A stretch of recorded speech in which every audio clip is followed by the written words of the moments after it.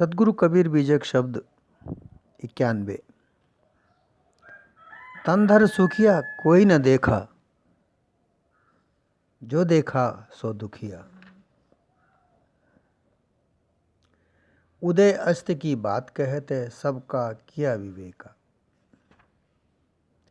बाटे बाटे सब कोई दुखिया, क्या गिरही बैरागी। शुक्राचार्य दुख के ही कारण, गर्भई माया त्यागी। जोगी जंगम ते अति दुखिया, तापस के दुख दूना। आशा तृष्णा सब घट व्यापी, कोई महल नहीं सूना। सांच कहूँ तो सब जग खीजे, झूठा कहा ना जाई। कहे कबीर तेई भव दुखिया, जिन ये राह चलाई। सदगुरु कबीर इस शब्द के द्वारा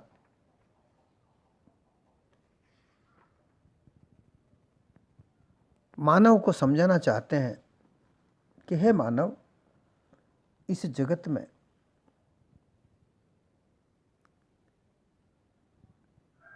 कोई सुखिया नहीं है। सुख की इच्छा रखने वाले, उनको सुख किसी भी प्रकार से नहीं प्राप्त हुआ। सबको किसी न किसी प्रकार का दुख है। जो निर्धन है उसको धन की चाह ने दुखी कर रखा है। जो धनवान है उसको धन की सुरक्षा ने दुखी कर रखा है। जो साधन संपन्न है वो साधन संपन्न लोगों को साधन को सहजता से रखने का दुख है। जिनका परिवार है उसको परिवार पालने का दुख है, और जिसके कोई परिवार नहीं है उसको परिवार बनाने का दुख है। इस देह में आकर कोई भी सुखी नहीं रह पाया। मानव देह अति उत्तम कही है, परंतु इस देह में आकर भी विषय भोग में लगकर, भोगों की क्षणिक चाह में सब कोई दुखी है। क्योंकि उसे सुखों का ज्ञान नहीं है। असल सुख क्या है उसका ज्ञान नहीं है। वो नहीं जानता कि असल सुख क्या है, और इसी वजह से वो सुख की प्राप्ति के लिए विभिन्न प्रकार की मथ पंथ में उलझकर वहाँ सुख ढूंढता है। इस देह में आकर कोई भी सुखी नहीं हो सका है।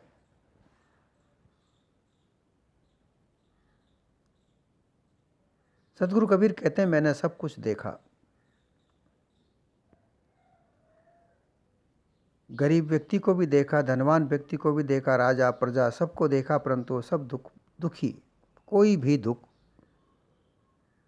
किसी से भी दुख नहीं छूट सका, सब दुखी।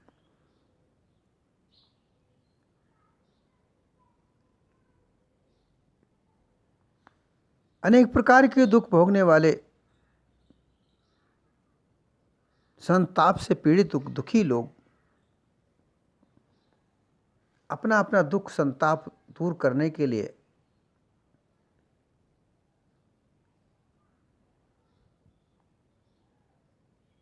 वो विभिन्न प्रकार के भोगों में सुख देखता है। वो चाहता है कि धन अपार सुख देता है, धन से ही सब सुख प्राप्त होता है। कोई कहता है परिवार से सुख प्राप्त होता है, परिवार ही सुख देता है। कोई कहता है साधन संपन्नता सुख देती है, परंतु साधन संपन्नता, धन, परिवार, भौतिक सुख, ये किसी भी प्रकार से सुख नहीं देते। ये कहीं ना कहीं किसी न किसी प्रकार का दुख अवश्य प्राप्त करते हैं। एक सुख दूसरे दुख को प्राप्त पैदा करता है, उत्पन्न करता है। अल्प सुख तुक आदि वंता, मन भुलान मैं घर में मनता। आदि से अंत तक जिसमें दुख ही दुख लगा है, वैसे विषय आसक्ति में, अल्प सुख में उन्मत्त हाथीवत अबोध जीवों का मन भूला पड़ा है। अर्थात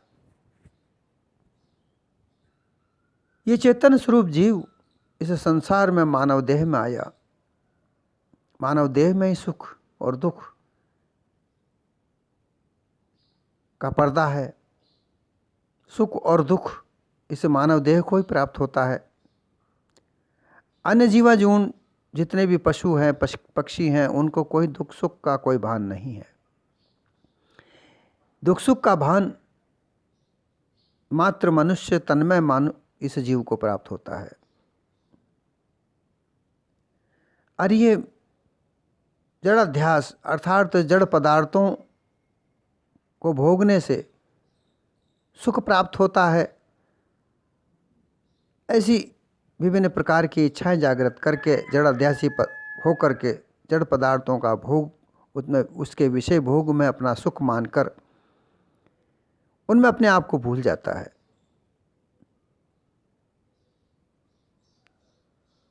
कोई भोग की प्राप्ति ना हो तो दुख, कोई भोग की प्राप्ति हो जाए तो भी दुख, क्योंकि दुख भोग पदार्थों का जो सुख है वो क्षणिक है, वो अल्प सुख है।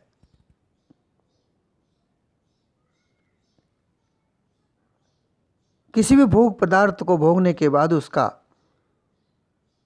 अनादि सुख नहीं प्राप्त होता, अल्प सुख प्राप्त होता है। कुछ समय के बाद फिर उसका चेष्टा जागृत होती है कि वह भोग पदार्थ चाहिए। इस वजह से वो दुख का ही कारण है। ये दुख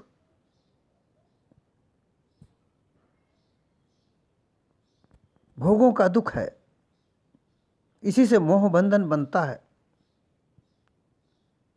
ममता जागृत होती है, भोग में आसक्ति जागृत होती है। सदगुरु कबीर ने एक जगह कहा है, जीव बोझ ना सह सके कहे आपस में रोए, ज्यों ज्यों विषय में भीगे त्यों त्यों जड़वत होए। विषय पदार्थ के भोगों में जैसे जैसे ये अपने आप को भूलता है, भीगता है, वैसे वैसे ही ये जड़वत होता है, भारी होता जाता है और बंधन में बनता जाता है। भोग पदार्थों का सुख इसको कोई सुख नहीं देता, ये निर्बंधन नहीं कर सकता, बंधन में ही बांधता है। मुक्ति विषय भोग नहीं दे सकते, बंधन को ही बांधते हैं। वैसे ही संसार में, मानव तन में 3 मूलभूत आवश्यकताएं हैं, रोटी, कपड़ा, मकान। भूख लगती है तो भोजन की आवश्यकता होती है, भूख लगने पर ही भोजन करना चाहिए। जैसा हमारे घर में हमारे धन की अपेक्षा है, जैसा हमारे धन की एक स्थिति है, जैसे हमारे कामकाज से धन कमाया गया है, उसी में अपने आप को संतोष होकर जैसा बन पाए वैसा भोजन करना चाहिए। ये संतुष्टि ही परम सुख है। कपड़ा, तन ढकने को कपड़ा चाहिए,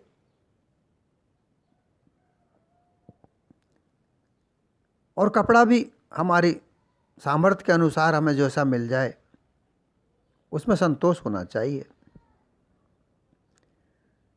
और मकान, जैसा हमारा व्यवसाय है, जैसे हमारा काम धंधा से जो धन प्राप्त हुआ, उस धन से जैसा हमसे एक विश्राम करने के लिए मकान मिल जाए, उसमें संतुष्टि होना चाहिए। परंतु इनकी आसक्ति, मकान बनाकर बड़ा से बड़ा मकान, उसमें विभिन्न प्रकार के साधन, मोटर गाड़ी, विलासिता के सामान, भोग विलास में लिप्त रहने के साधनों में दुख ही दुख है, सुख नहीं प्राप्त होता। भोजन के पदार्थों में भी ऐसे ऐसे भोजन, केवल भोजन के लिए जीना ये दुख है, कपड़े पहनने के लिए जीना ये दुख है, विलासिताओं को भोगना ये दुख है। रोटी कपड़ा मकान, ये 3 वस्तुएं जीवन के अभिन्न अंग हैं। ये जैसा हमारे सामर्थ्य अनुसार मिल जाए उनमें संतोष करना ये परम सुख है। परंतु ये जीव इन पदार्थों में, इन भोगों में भूलकर, सुख मानकर दुख में पड़ा रहता है। इन भोग पदार्थों में सुख मानकर कोई भी सुखी नहीं है, सब दुखी दुखी है। उदय अस्त की बात कहते सबका किया विवेका।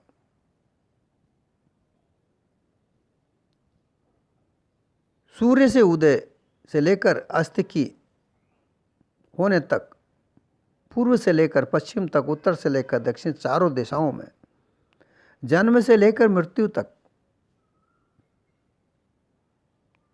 ब्रह्म से लेकर जगत विस्तार की उत्पत्ति से लेकर विनाशकारी और प्रारंभ से लेकर अंत तक की इत्यादि की संपूर्ण बात जो कथन है, जो विवेचनाएं हैं, उनकी छानबीन करके जब देखा, उनसे उनका विचार करके जो देखा, सारा सार को जब समझा, तो ये सब कोई सुख देने वाले नहीं थे।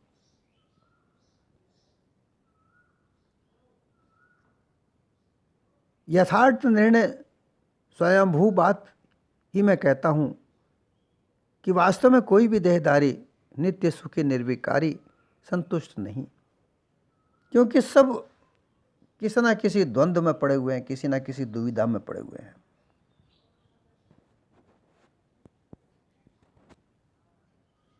ये दुविधाएं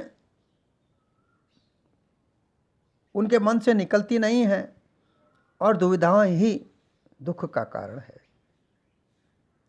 योगी, ज्ञानी, विज्ञानी, महापंडित आदि सब लोग अपनी अपनी मन की मानिंदी अनुमान, कल्पना एवं शास्त्रों के प्रमाण से जिस प्रकार से अपने अपने मत पंथ की रचना करके उसका प्रसार करते हैं, लेकिन उस मत पंथ को चलाने का, उसका प्रसार करने का दुख भी उनको है।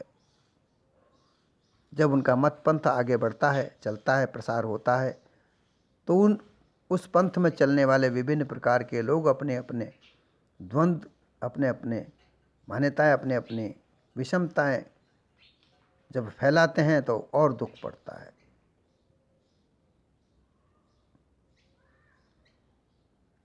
भूत, भविष्य, वर्तमान के कहने वाले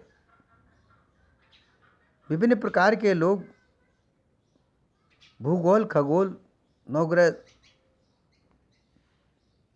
ज्योतिषी, वैज्ञानिक, सभी अपने अपने विवेक से अगर उनको देखा जाए तो सब दुखी है, कोई सुखी नहीं है।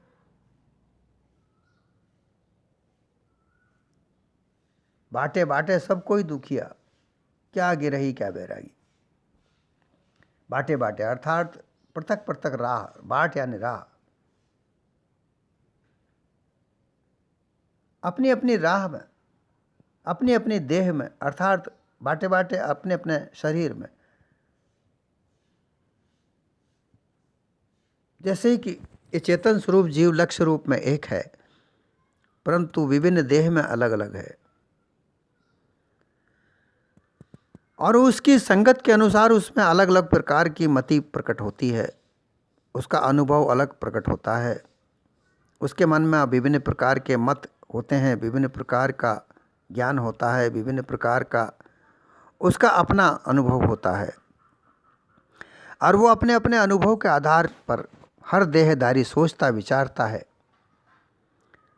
और विभिन्न प्रकार के मतों के आधार पर वो अपना रास्ता चुनता है। कोई ज्ञानी है, कोई वैरागी है, कोई गृहस्थी है, कोई धन कमाने वाला है, कोई राज करने वाला है, कोई राज को चलाने वाला है। इनमें कोई ग्रह ही है, अर्थात ग्रह रहने वाला, अर्थात जो गृहस्थी चलाने वाला है, और कोई बैरागी अर्थात ग्रह त्यागी। बैरागी उसको कहा जाता है जो ग्रह त्यागी है, बैराग, बैराग धारण करने वाला। राग अर्थात मोह ममता स्वरूप, बैराग अर्थात मोह ममता का त्याग करने वाला। जो ग्रह का त्याग कर दे वो बैरागी, त्यागी। और जो गृहस्थ आश्रम में रहे, गृहस्थ आचरण करे, वो ग्रही। पृथक पृथक मानिंदी साधनाओं में चित्त चातुष्टय मत पंथों आठ धरोहर के घटघट में सब कोई दुखी है। अपने अपने दुख अलग अलग प्रकार के अपने अपने घट में लिए हर कोई रहता है।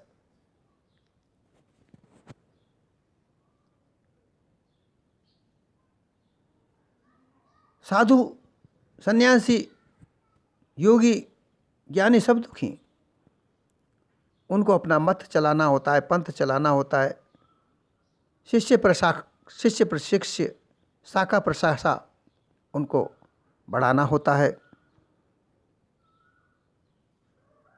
गुरुओं को अपना शिष्य बनाने की चाह होती है। हर जगह जहाँ भी जाते हैं वहाँ शिष्य बनाने की चाह उनको होती है। वो शिष्य न बने तो वो दुखी, उनकी शाखा न बढ़े तो दुखी, शाखा का प्रशाखा न खुले तो दुखी। मठ बनाकर उसमें रहते हैं, उस मठ में कोई ना आए तो दुखी। ये बैरागियों का दुख है। उनमें आपस में ही बड़ा दुख है। वो आपस में एक दूसरे को ऊंच नीच कहते हैं। वैष्णवी, शिव, शैव, वैष्णव, शक्ति, ये तीन प्रकार के मुख्य प्रकार से जिन्हें संप्रदाय कहा जाता है। वैष्णव, सांख्य,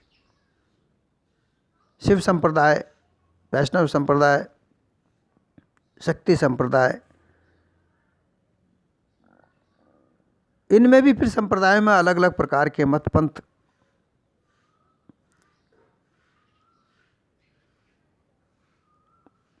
साहब कबीर के भी मत पंथ अलग अलग प्रकार के। आजकल 24 प्रकार के मत कबीर पंथ में चल रहे हैं। इसी प्रकार से वैष्णव में भी हजारों प्रकार के मत हैं, शैव में भी हजारों प्रकार के मत हैं, शक्ति में भी हजारों प्रकार के मत हैं। वे एक दूसरे को अपने आप को ऊंचा नीचा कहते रहते हैं। वे एक दूसरे के मत को सम्मान की दृष्टि से नहीं देखते। ये सब मायावी प्रपंच है। ये माया का प्रपंच, ये माया का पर्दा, ये माया का दृश्य, इसमें सभी दुखी हैं।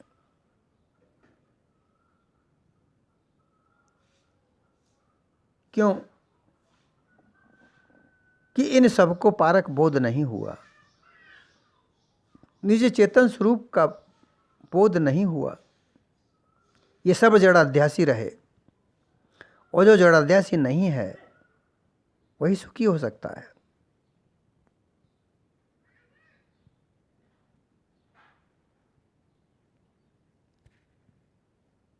अर्थात विभिन्न प्रकार के मत पंथ जो चल रहे हैं उनमें भोग पदार्थों का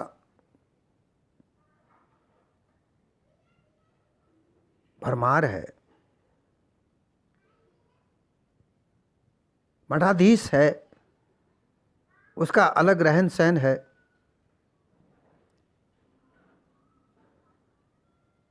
आचार्य बने हैं, उनके अलग अपने रहन सहन है। ये अलग अलग रहन सहन, अलग अलग सुख सुविधा, ग्रही हो या त्यागी हो, इसी के कारण सब दुखी हैं। और ये सब मायावी है। मान सम्मान ये भी झीनी माया है।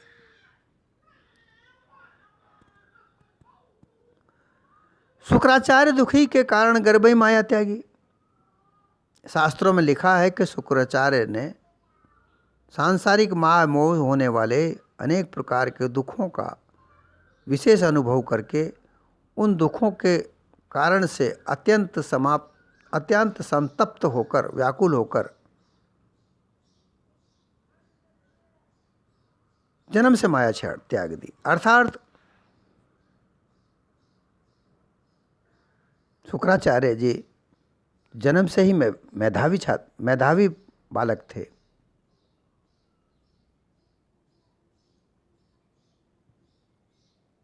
उनके पिता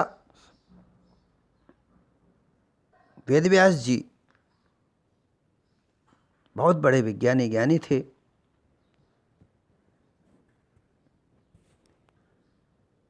इसलिए उनके घर में वैसा ही वातावरण होता था। नित्य होम, वेद मंत्र, वैसा ही आचरण, वो उसको देखकर पले बड़े। गर्भ अर्थात जन्म से ही उनको ऐसा आचरण मिला और उनका ऐसा अनुभव बहुत शीघ्र प्रकाशित हुआ और उन्होंने मायावी जो प्रकाश है, जो मायावी दृश्य है, उसको त्याग दिया और वो उपराम स्थिति में रहने लगे।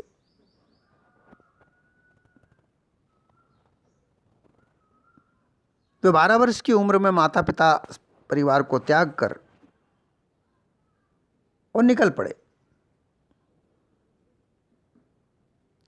उनके पिता उन्हें पुकार रहे हैं, है पुत्र कहाँ जा रहे हो, है पुत्र कहाँ जा रहे हो, लेकिन वे सभी त्याग कर तपस्या करने के लिए निकल पड़े।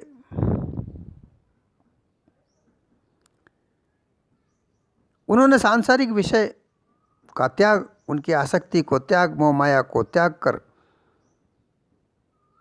और तपस्या का रास्ता अपनाया।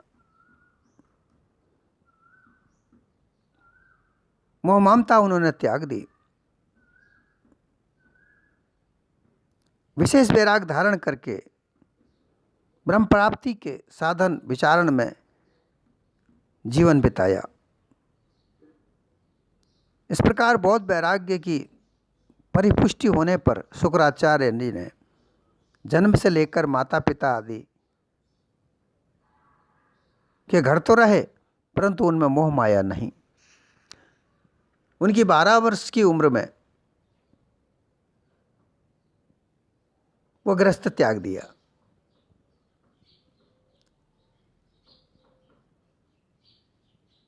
ऐसा कहा जाता है कि बालक में परिवार के जो संस्कार होते हैं वो जन्म से ही प्राप्त होते हैं, अर्थात गर्भ से ही प्राप्त होते हैं। वही शुक्राचार्य के साथ हुआ। जैसा कि उनके पिता वेद व्यास जी यज्ञ होम करते थे, वेद मंत्र उच्चारण करते थे, उनके घर विभिन्न प्रकार के शिष्य शिक्षा ग्रहण करने आते थे। वही आचरण को देखकर शुक्राचार्य की दशा हुई थी। जोगी जंगम ते अति दुखिया, तापस के दुख दूना। योगी, जो हठ योगी लोग हैं, वो भी दुखी। जंगम,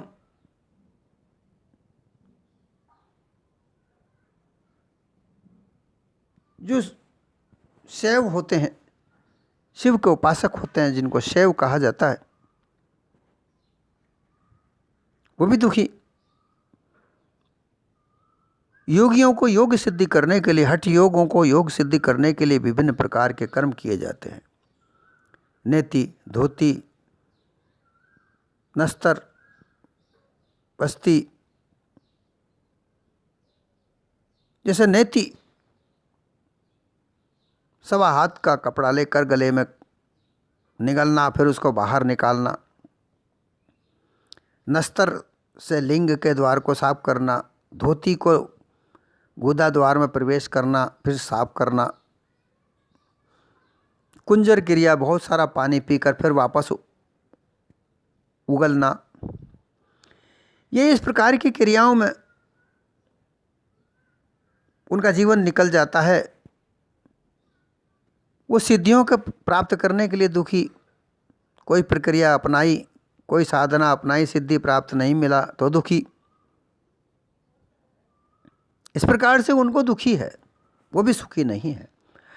तापस तपस्या करने वाले भी बहुत दुख है, उनके दूना दुख है। कोई 5 अग्नि का चारों तरफ 5 जगह अग्नि जलाकर उसके बीच में बैठकर ध्यान साधना करना, कोई पानी में बैठकर तपस्या करता है, कोई खड़े होकर तपस्या करता है, कोई ऊंचे हाथ करके खड़ा रहता है, कोई पेड़ के ऊपर उल्टा लटकता है, कोई जमीन में के अंदर गड्ढा खोद कर वहाँ पर समाधि लेता है।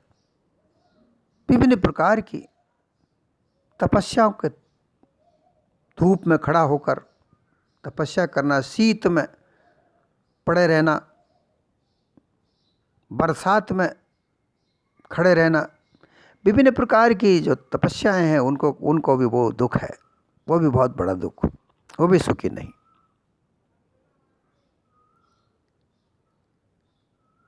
क्योंकि ये सब जड़ाध्यासी हैं,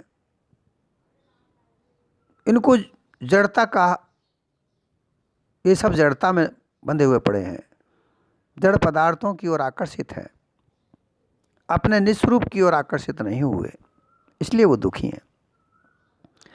आशा तृष्णा सब घट व्यापी, कोई महल नहीं खाली। और ये दुख आशा और तृष्णा से है, जो सभी घट घट में व्याप्त है। ऐसा कोई घट खाली नहीं है जिसमें आशा तृष्णा ना रहो। आशा नो सिद्धि प्राप्त करने के लिए, धन प्राप्त करने के लिए, नौ निधि प्राप्त करने के लिए, मान बढ़ाई की आशा, स्वर्ग लोक की आशा, चारों मुक्तियों की आशा, मंत्र सामर्थ्य की आशा, भोग पदार्थों की आशा, ये सब आशा इस नरदेह को लगी हुई है। और जब तक ये आशा है, आशा प्राप्त होने की तृष्णा है, जो कि सब घट में व्याप्त है, ऐसा कोई देह खाली नहीं है जहाँ पर यह आशा तृष्णा नहीं है। ये आशा तृष्णा ही मूल कारण इस दुख का है। जब तक ये आशा तृष्णा का निवारण नहीं हो, तब तक ये किसी प्रकार से सुख की प्राप्ति नहीं है। साँच कहूँ तो सब जग खीजे, झूठा कहा ना जाए। और यही साँच मैं कहना चाहता हूँ कि सुख जब तक नहीं है, जब तक आशा तृष्णा घट में है। ये सारा जग विषय भोग में लगा हुआ है, भोग वस्तुओं के सुख में लगा हुआ है, जो कि जहाँ कोई किसी प्रकार का सुख नहीं है। इसी सुख में भूला हुआ ये मानव जीवन व्यर्थ जा रहा है। लेकिन ये सच्ची बात मैं जब कहता हूँ तो सारा जग खींचता है, लड़ने को दौड़ता है। कहे कबीर तेई बहु दुखिया जिन ये राह चलाई। सदगुरु कबीर कहते हैं कि जिन्होंने विभिन्न प्रकार के मत पंथ चलाए वो भी दुखी हैं। किसी ने योग की शिक्षा चलाई, किसी ने ब्रह्मज्ञान चलाया, किसी ने आत्मज्ञान चलाया, किसी ने ईश्वर का ज्ञान चलाया, लेकिन वे भी तब सब दुखी हुए। वशिष्ठ ऋषि से कहते हैं ब्रह्म ज्ञान की आरंभ हुआ, लेकिन वो भी दुखी रहे। जिंदगी भर उनके पूरा जीवन संघर्ष में बीता, वाद विवाद में बीता। कहते हैं उनके साथ भयंकर द्वंद्व हुआ करता था।